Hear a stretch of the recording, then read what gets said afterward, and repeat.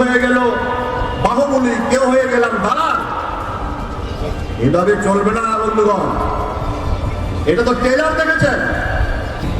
আমরা 2 টাকার মূল্যে কাউকে মাফিয়া টাকা যদি দেন, কাউকে দালাল টাকা যদি দেন, তাহলে কিন্তু পরিণতি ভুগতে হবে। আমি বলে দিচ্ছি, কোন সত্যি আমি আবারও বলছি, কেউ যদি আমাদের আন্ডার এস্টিমেট করে থাকেন যে আমাদের মধ্যে বিভাজন করানো হচ্ছে, সানিক যাত্রায় প্রণব সরকারের মধ্যে বিভাজন করিয়ে দেওয়া হয়েছে, এখন আমরা রাজত্ব করব, এটা হবে না বন্ধু। এই মেসেজটা আজকে এখান থেকে আপনারা নিয়ে যাবেন। আমাদের মধ্যে ডিভিশন করে, বিভাজন করে সাংবাদিকদের দাবিয়ে রাখা যায় না।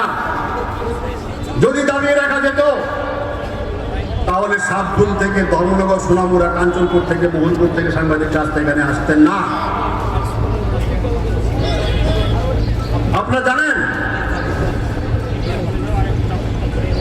আমি ওদের দিকে বলবো, আক্রমণের কিছু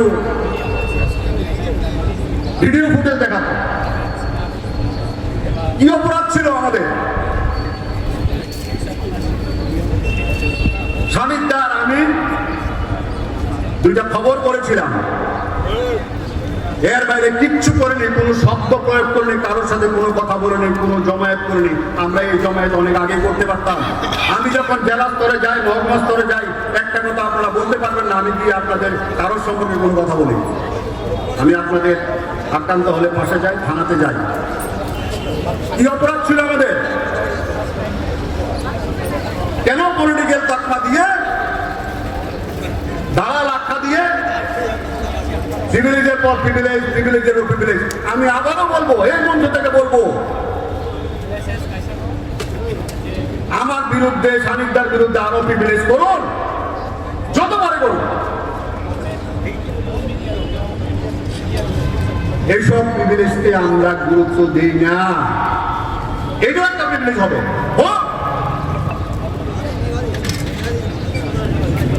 কি করবে? জেনে বেড়াবে। আমি যদি অন্যায় না করি, কেউ বলতে পারবেন না এই সাংবাদিকরা যারা এসছেন কোন ধরনের অন্যায় কাজ, কোন ধরনের 2 নম্বরী কাজ আপনারা শুনেছেন বা আমি করেছি বা আমরা করেছি। কোন অন্যায় করিনি, দুর্নীতি করিনি, কারোর সাথে কম্প্রোমাইজ করিনি।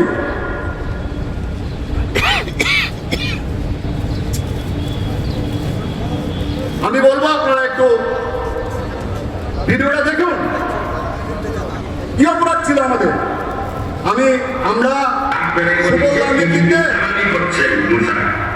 আমরা রাজ্যের মাননীয় মুখ্যমন্ত্রীর কাছে গেছি,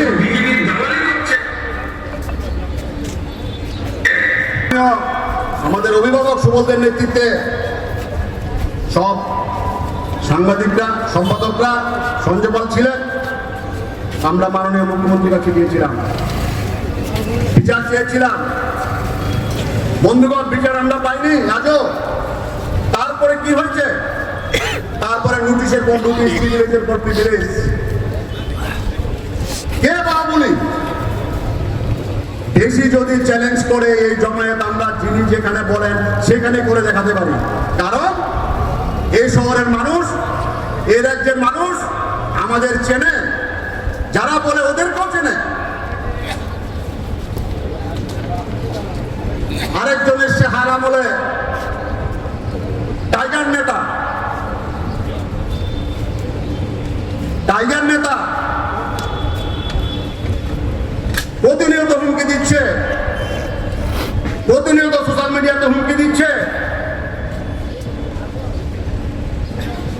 আমরা এসব গুলোকে যদি কেউ মনে করে থাকে, আমাদের অতীত যদি জানে, অনেকে তো পোস্ট অফিসে গেছেন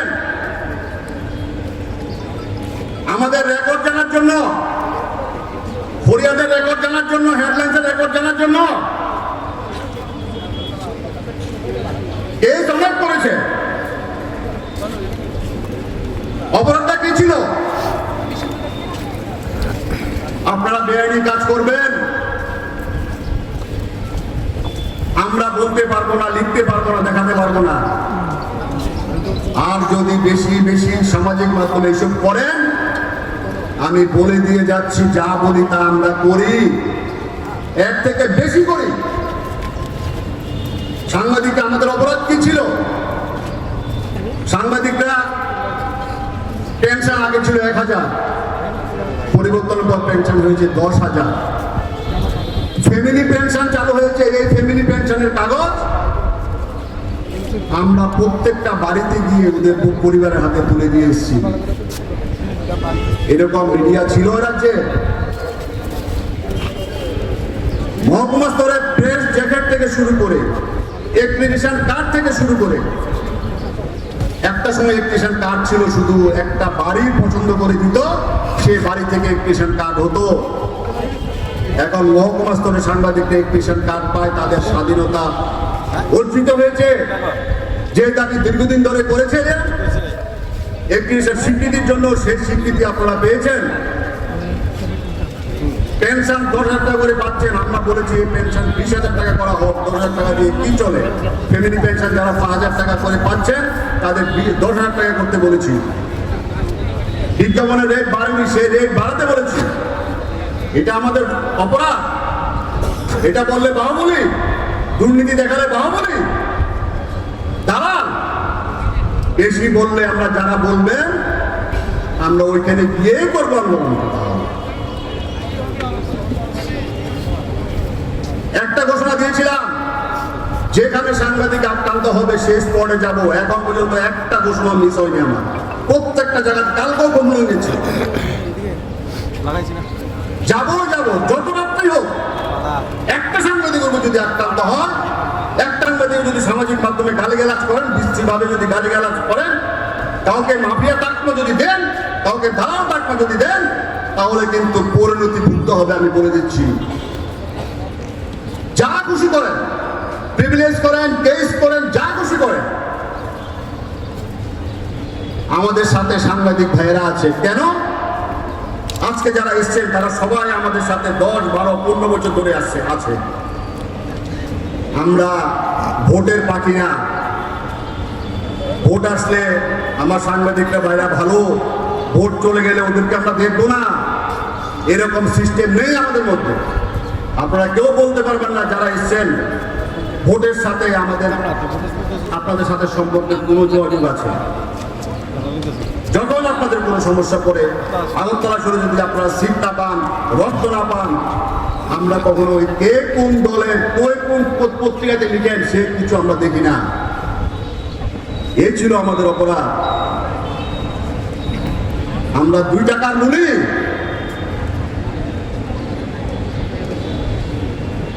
তার সবার অতীত জানি, তার অতীত কি ছিল, এখনো কে কি করছেন।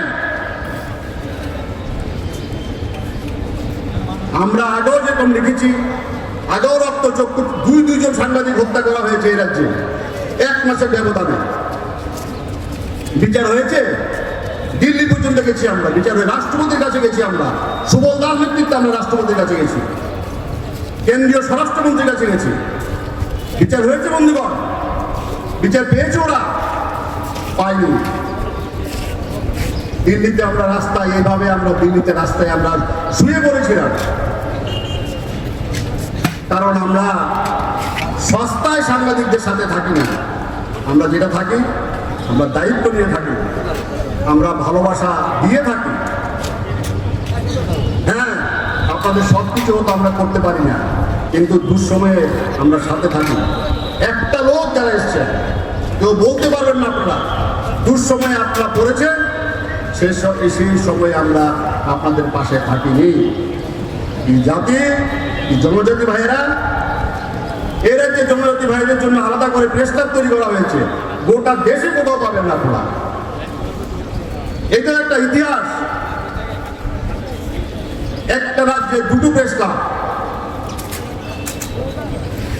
এত কিছু করার পর এটাই আমাদের অপরাধ। কেউ হয়ে গেল বাহুবলী, কেউ হয়ে গেলাম দালাল। এভাবে চলবে না বন্ধুগণ। এটা তো ট্রেলার দেখেছেন, তারপরে আসলটা দেখবেন। যদি দেখি এর পরেও আমাদের নামে বলা হচ্ছে কিছু, মনে করবেন হ্যাঁ, আপনারা মনে করবেন হ্যাঁ আমরা তো জিতে গেছি, করে দিয়েছি, কিন্তু পরেরটার জন্য তৈরি থাকতে হবে। এটা যদি মনে করেন এটা হুমকি, ইয়েস এটা হুমকি,